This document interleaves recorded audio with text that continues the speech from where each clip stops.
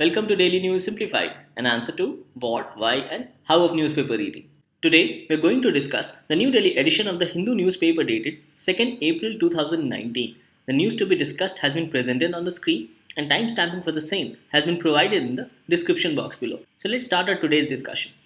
The first news appears on page number 1. It says, Supreme Court questions the state government of Assam over untraced foreign immigrants.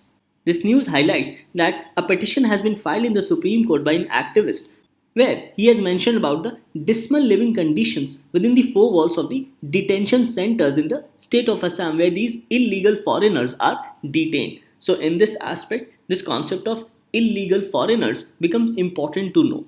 Now in your prelims examination, it gets covered under Polity and Governance, and in your mains, this topic gets covered under GS paper 2 as well as GS paper 3. In GS paper 2, it gets covered under Constitution and Governance, and in paper 3, it gets covered under Security Challenges and Management in Border Areas. Now, in this backdrop, it's important to know that Indian Citizenship Act of 1955 provides for the acquisition as well as determination of Indian citizenship. And as per this act, a person may become an Indian citizen if they are born in India or have Indian parentage or have resided in the country over a certain period of time. However, illegal migrants are prohibited from acquiring Indian citizenship under the 1955 Act, that is under the Indian Citizenship Act of 1955.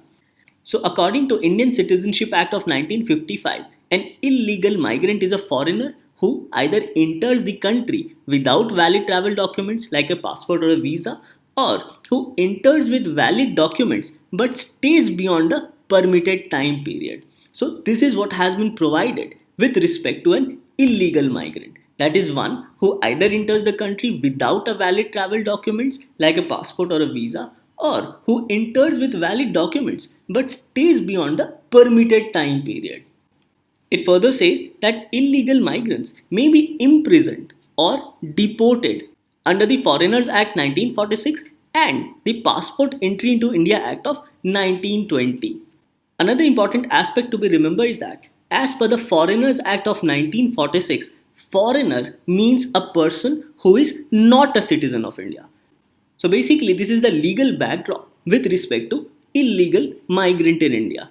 Further, these acts empower the union government or the central government to regulate their entry, exit as well as residence of foreigners within India. So these are some of the important aspects which you must remember from your upcoming prelims perspective.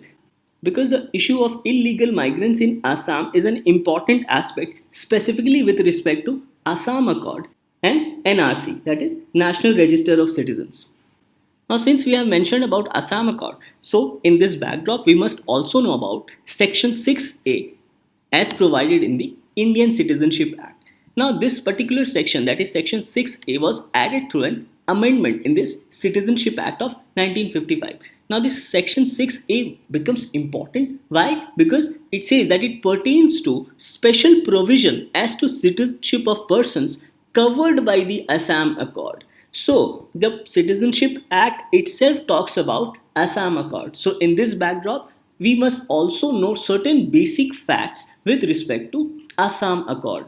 Now this Section 6A mentions that all those who came to Assam on or after 1st January 1966 but before 25th March 1971 from Bangladesh and since then have been ordinarily resident in Assam must register themselves with the government of Assam to acquire Indian citizenship. So this is what has been mandated in the Assam Accord.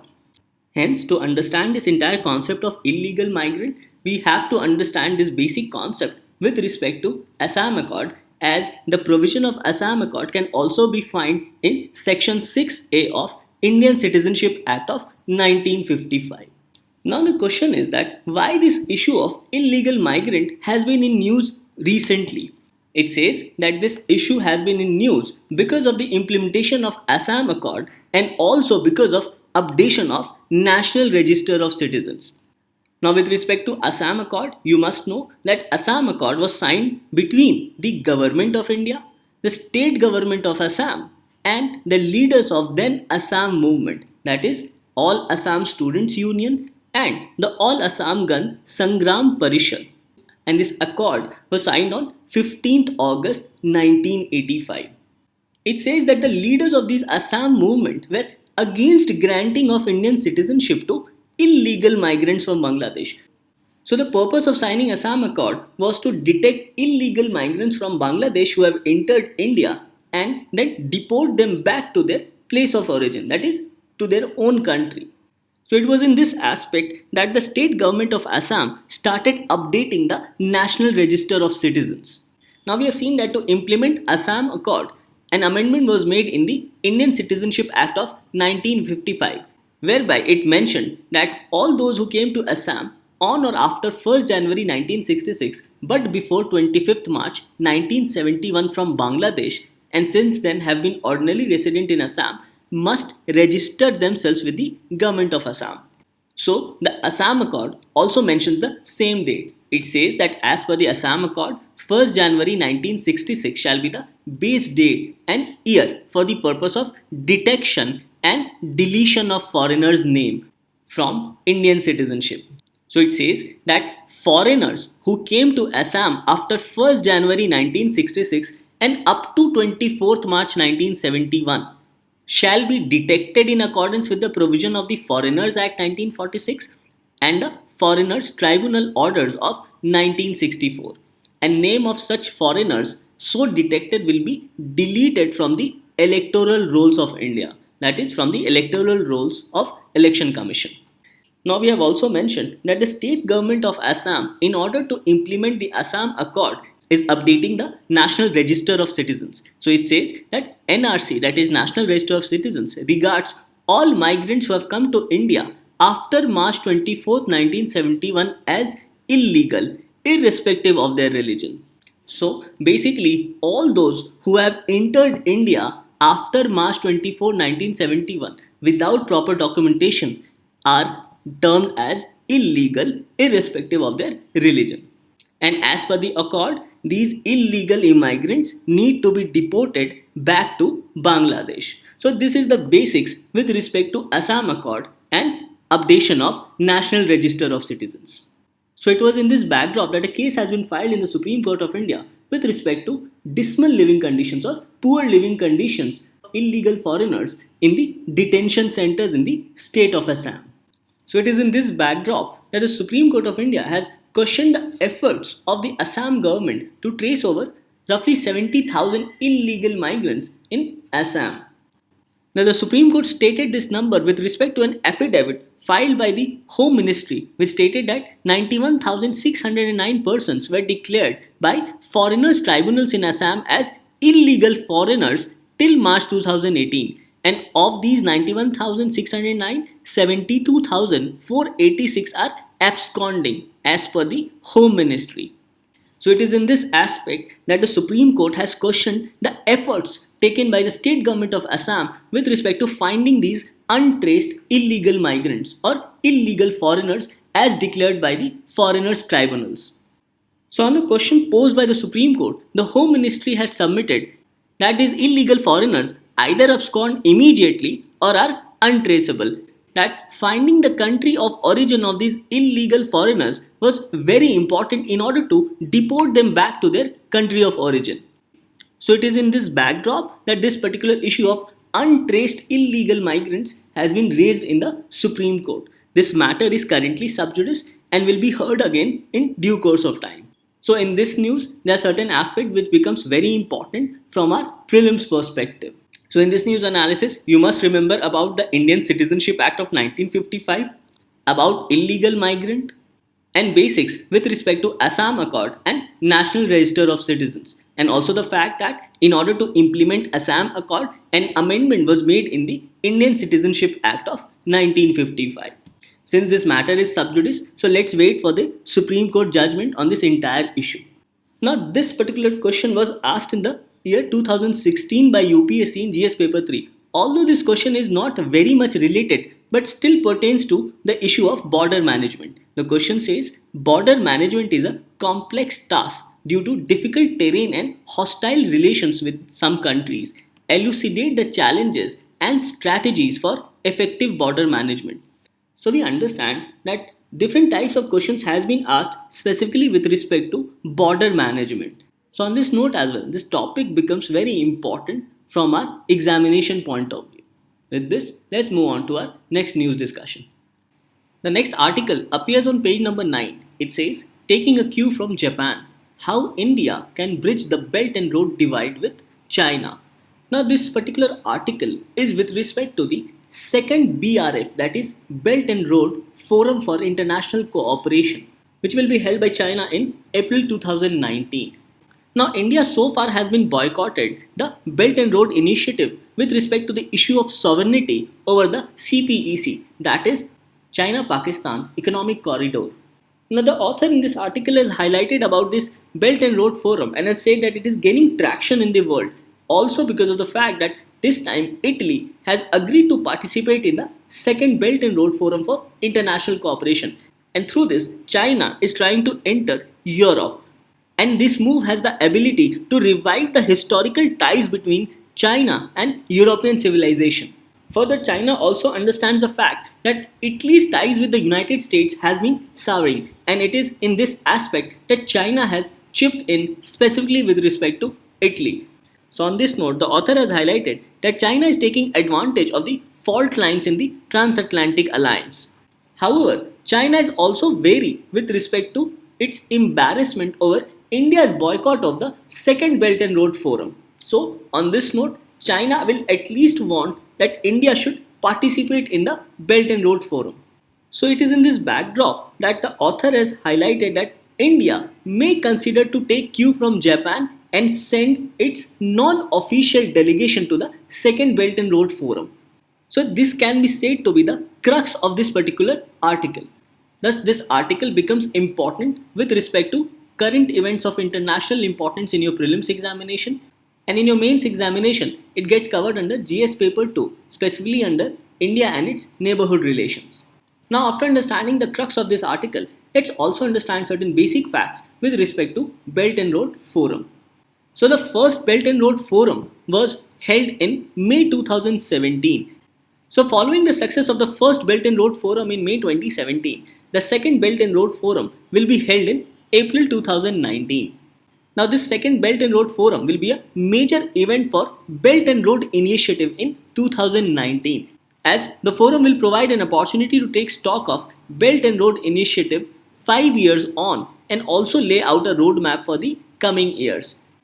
Now it is expected that various countries will participate in the Belt and Road Forum for International Cooperation, and it is on this note that the author has highlighted that India should also send its non-official delegation to China. It further mentions that this forum will also present an opportunity to refute, that is, prove wrong the growing international criticism of this initiative of Belt and Road Initiative, and also to garner support in its favor.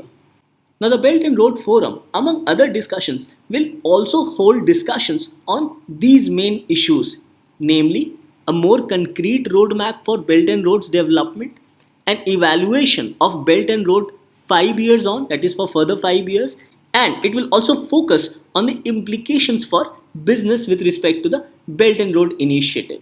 So it is in this backdrop that this upcoming Belt and Road Forum becomes an extremely important event, and it will be seen whether India participates in this forum or not. So this article becomes important with respect to the upcoming second Belt and Road Forum for International Cooperation to be held in China. With this, let's move on to our next news discussion. The next news appears on page number 9 in the section of poll call, and today they have discussed about electronic voting machine. For your upcoming prelims examination, every specific details with respect to EVM and VVPAT becomes extremely important, as statements based question may be asked in the exam. Now we all know that EVM provides for a more transparent and a easier process to cast our vote, and the EVM, that is electronic voting machine, is manufactured by Bharat Electronic Limited and the Electronics Corporation of India Limited.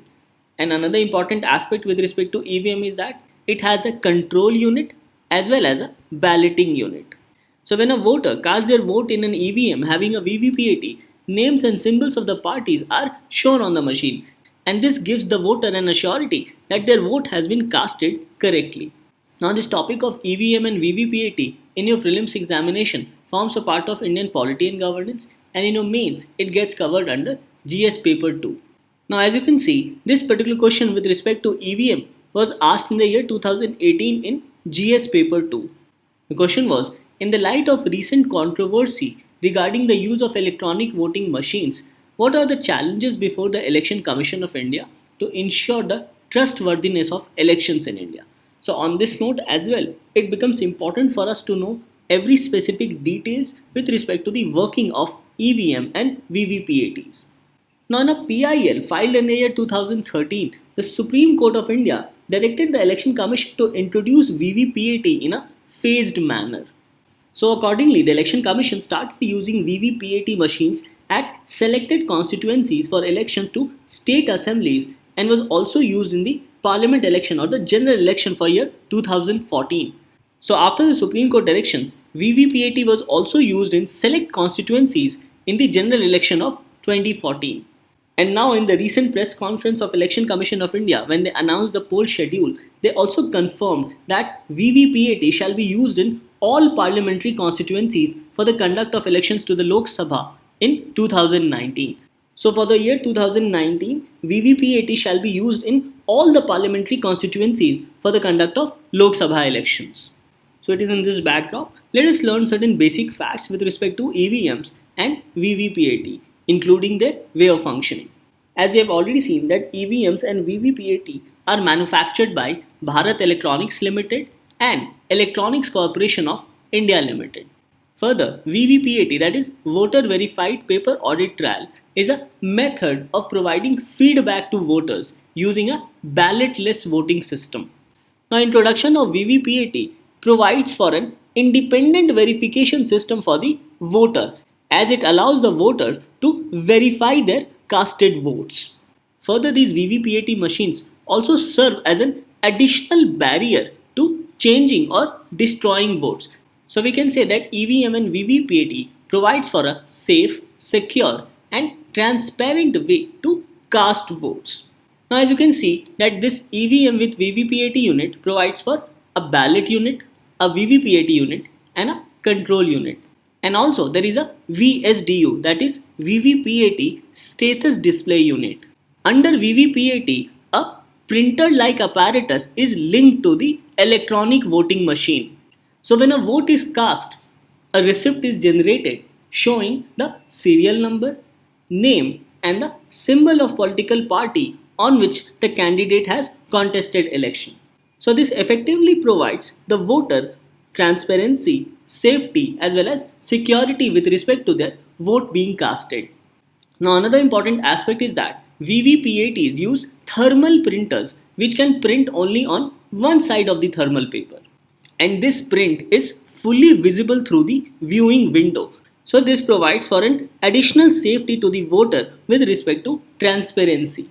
It further mentions that the paper rolls used in VVPATs have only one-sided thermal coating and hence can be printed only on one side. Now this becomes an extremely important information from your prelims point of view, that these paper rolls used in VVPATs have only one-sided thermal coating and thereby can be printed only on one side. It further says that the print on the VVPAT paper lasts for at least 5 years. So VVPAT provides an opportunity for the voters to verify the details of the vote being casted. The receipt once viewed goes inside a container linked to the EVM and then can only be accessed by the election officers in rarest of rare cases. So these are some of the important aspects with respect to working of VVPAT, including the thermal printers used in such VVPATs. Now, a question was asked in the year 2018 with respect to certain glitches in the EVM. So on the issue of EVM tampering, the members of the technical committee have assured that these stand-alone machines, that is EVMs, are designed to connect only with ballot unit of the EVM, control unit of the EVM as well as with the VVPAT, and only through cables that remain in full public view. So the EVM is connected to the ballot unit, control unit and VVPAT through a cable wire. It then says that there is no mechanism in these EVMs to communicate with any device either through wireless communication or on any radio frequency. So these EVMs are designed in a way to not have any communication system either through wireless or through any radio frequency. It then says that all versions of these EVMs are regularly and rigorously tested against low to high wireless frequencies. Further, these EVMs of Election Commission of India are regularly tested for proper functioning under all kind of operating conditions. Another important aspect highlighted by the technical experts committee members is that these EVMs are also regularly tested for code authentication and verification. So we understand that these VVPATs and EVMs goes through various security checks before they are deployed at various constituencies for the purpose of casting of vote. So in this news discussion we have highlighted some of the important aspects with respect to the working of VVPAT and EVMs. Considering the upcoming general election of 2019, questions may be asked on the working of VVPAT as well as EVM. Hence, it becomes very important to know every specific details with respect to VVPAT and EVMs. With this, let's move on to our next news discussion. The next article appears on page number 8. It says, Deepening Insecurity. The buzz around Mission Shakti should be an opportunity to review India's defense strategy. Now, after India tested its anti-satellite missile, also known by the name of Mission Shakti, there is a growing feeling that India needs this kind of deterrence for its national security.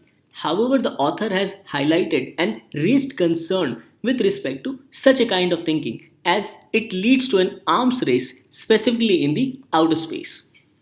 Now, this topic gets covered under GS paper 3 as well as under GS paper 2. Under GS paper 3, it gets covered under science and technology as well as achievement of Indians in science and technology, and also with respect to security, whereas in GS paper 2 it gets covered under international relations. The author, with respect to growing proliferation, especially in the outer space, has highlighted about MAD doctrine, that is mutually assured destruction, as well as about international campaign to abolish nuclear weapons, as it has also received Nobel Peace Prize in the year 2017. Now this mutually assured destruction doctrine emerged during the Cold War in the mid-20th century. And this doctrine emerged during the mid-20th century, especially with respect to US and USSR in the context of stockpiling of nuclear weapons. Now, stockpiling of these nuclear weapons on both sides raised specific security concerns, as if these nuclear weapons were launched, then it could have destroyed millions of lives. Thus, the author in this article has tried to highlight that proliferation of arms leads to insecurity among nations and also affect or impact regional security. Now, it says that a MAD doctrine is a military doctrine also known as doctrine of mutually assured destruction, which states that when two adversaries possess nuclear weapons, neither of them is likely to use them. This is because both sides are likely to suffer severe losses from a nuclear attack, irrespective of who attacks first. This can also be said with respect to India and Pakistan, as both countries are nuclearly armed. It further says that the MAD doctrine is considered an application of Nash equilibrium, wherein the threat of a strong retaliatory attack prevents both sides from initiating the conflict. So the author, by highlighting MAD doctrine, has raised an issue with respect to proliferation of arms leading to regional insecurity, which also impacts peace around the region. Further, the author has also highlighted about international campaign to abolish nuclear weapons. According to the website of International Campaign to Abolish Nuclear Weapon, the failure of nuclear powers to disarm has heightened the risk that other countries will also acquire nuclear weapons in the future. Now, on this note, let us also learn few basic facts with respect to ICAN. It says that the International Campaign to Abolish Nuclear Weapons is a coalition of non-governmental organizations in 100 countries promoting adherence to and implementation of the United Nations Nuclear Weapon Ban Treaty. Further, this landmark global agreement was adopted in New York on 7 July 2017. So this basic information with respect to international campaign to abolish nuclear weapons becomes important, and a question in your prelims examination with respect to ICAN can be asked. Further, the author has also highlighted about Global Peace Index. It says that the Global Peace Index measures the relative position of nations and regions' peacefulness.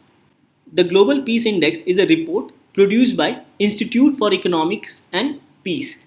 This again becomes an important information from your prelims perspective, that the Global Peace Index is produced by Institute for Economics and Peace, and it has been developed in consultation with an international panel of peace experts from peace institutes as well as think tanks, and the data is collected and collated by Economist Intelligence Unit. Now, India has been ranked 136 out of 163 countries by Global Peace Index 2018. So it says that the Global Peace Index 2018 measures peace in a complex world. The 2018 Global Peace Index shows that the world is less peaceful today than at any time in the last decade. It further mentions that the Global Peace Index covers 99.7% of world's population, and it measures the state of peace using three thematic domains, namely the level of societal safety and security, second, the extent of ongoing domestic and international conflicts, and third, the degree of militarization. So these are the three aspects on which Global Peace Index measures the state of peace. So in this article, the author has raised concern with respect to growing proliferation by India as well as by other countries. Important point to be noted from your prelims perspective is with respect to the MAD doctrine and also with respect to international campaign to abolish nuclear weapons. And it has also been awarded Nobel Peace Prize in the year 2017. Hence, this article becomes important both from our pre as well as from our mains point of view. With this, let's move on to our next news discussion.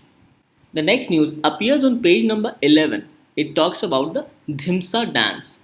Dhimsa dance is a popular form of folk dance performed by agriculturists in Vishakhapatnam district. The Dhimsa dance is also performed in local fairs and festivals and also in the weddings in the region. The Dhimsa dance is performed by women from Porja caste, and in this dance they praise their god for the welfare of their domestic life. The Porjas are found predominantly in the tribal areas of Vizag district in Andhra Pradesh. In this Dhimsa dance, 15 to 20 women form a chain and dance wearing their tribal dresses and ornaments. Another important feature of Dhimsa dance is its attempt to establish friendship relations between neighboring villages. Now you must remember all these important facts with respect to Dhimsa dance, especially from your prelims point of view. Now from your prelims perspective, this topic gets covered under art and culture. It further says that there are 12 varieties of Dhimsa dance and its origin can be traced to the Koraput area in Orissa, which is home to the Ghond tribe. And these are the 12 variants of Dhimsa dance. So here you must remember the important features of Dhimsa dance, that it is a popular folk dance of agriculturists, especially in the Vishakhapatnam district, and it is performed in local fairs, festivals and even weddings in the region. It is primarily performed by the Porja caste women who praise God for welfare of their domestic life. And the Porjas are found in Vizag district of Andhra Pradesh. And this kind of folk dance, 15 to 20 women form a chain and they dance wearing their tribal dresses as well as ornaments. The next news appears in the editorial section on page number 8. It says, Space for Campaign. Election Commission went by rule book on anti-satellite missile issue. But Prime Minister should have upheld the spirit of Model Code of Conduct. This editorial highlights that the Prime Minister should not have used national television to address the nation with respect to launching of anti-satellite missile. This work could have also been done by DRDO, and it was on this aspect that the opposition parties raised hue and cry with respect to violation of Model Code of Conduct by the Prime Minister. After complaints by the opposition party, the Election Commission constituted a 5-member committee to look into the matter of the Prime Minister violating the Model Code of Conduct. So the Election Commission has finally announced that the Prime Minister, while addressing the nation on anti-satellite missile, did not violate the Model Code of Conduct. Explaining the technicalities, the Election Commission explained that the Prime Minister did not violate Part 7 of the Model Code of Conduct, which specifically deals with party in power. Now, from your prelims perspective, this topic becomes a part of Indian polity and governance, and from your mains, this gets covered under GS paper 2. Now, to have a better clarity of Part 7 of the Model Code of Conduct, let's go through the important provisions of Part 7 of the Model Code of Conduct, which the Election Commission cited in its ruling. Now, the Model Code of Conduct is issued by the Election Commission of India for the guidance of the political parties and candidates. As you can see, Part 7 of the Model Code of Conduct deals with party in power. It says that a party in power, whether at the center or in the state or states concerned, shall ensure that no cause is given for any complaint that it has used its official position for the purposes of its election campaign. So basically, the party in power should not use its official position to enhance its electoral chances. It further says the ministers shall not combine their official visit with electioneering work and shall not also make use of official machinery or personnel during the electioneering work. Further, government transport including official aircrafts, vehicles, machinery and personnel shall not be used for the furtherance of the interest of the party in power. It further says that the issue of advertisement at the cost of public exchequer in the newspapers and other media and the misuse of official mass media during the election period for partisan coverage of political news and publicity regarding achievements with a view to furthering the prospects of the party in power shall be scrupulously avoided. So it was this provision of the Model Code of Conduct under Part 7 which the Election Commission reviewed with respect to Prime Minister's speech when he addressed the nation with respect to the launch of anti-satellite missile. As we have mentioned that the Election Commission has announced that the Prime Minister, while addressing the nation, did not violate this particular provision of the Model Code of Conduct, as according to the Election Commission, the address to the citizen was not for any partisan coverage or it was not done with a view to further the prospects of the party in power, that is the Prime Minister's party in power. Hence, the Election Commission has said that the Prime Minister did not violate any Model Code of Conduct under Part 7 of the MCC, specifically with respect to counting achievements of the government in power. Thus, the decision of the Election Commission with respect to the address of Prime Minister becomes very important for us to know from the backdrop of Model Code of Conduct. Now, after our discussion, these forms your practice questions. What you can do is to take a pause of 5 seconds.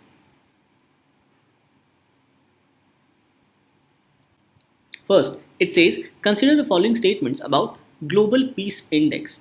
First, Global Peace Index 2018 depicted that the world has become more peaceful as compared to the last decade. No, this statement is incorrect as it is just the reverse. Second, Global Peace Index is produced by the Institute for Economics and Peace. Yes, this statement is correct. So in this, B is the correct answer. Second question says, which of the statements about Dhimsa dance are correct? First, it is a popular form of folk dance in Manipur. No, it is a popular form of folk dance in Vishakhapatnam, which is in Andhra Pradesh. Second, it is mostly performed by women from Porja caste. Yes, this statement is correct. So in this as well, the correct answer is B, that is 2 only. Now these are your practice question number 3 and 4. What you can do is to take a pause of another 5 seconds. It says, consider the following statements. International campaign to abolish nuclear weapon, European Union and Organization for the Prohibition of Chemical Weapons have been awarded Nobel Peace Prize. Yes, the statement is correct as all these organizations have been awarded Nobel Peace Prize.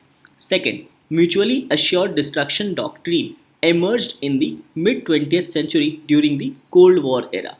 Yes, this statement is also correct. So in this, the correct statement is C, that is both 1 and 2. Now the fourth question says, consider the following statements. First, EVMs are stand-alone machines designed to connect only with ballot unit, control unit and VVPAT. Yes, as we have seen, this statement is correct. Second, EVMs is capable of having wireless communications. No, the statement is incorrect as EVMs are not capable of having either wireless communication or radio frequency.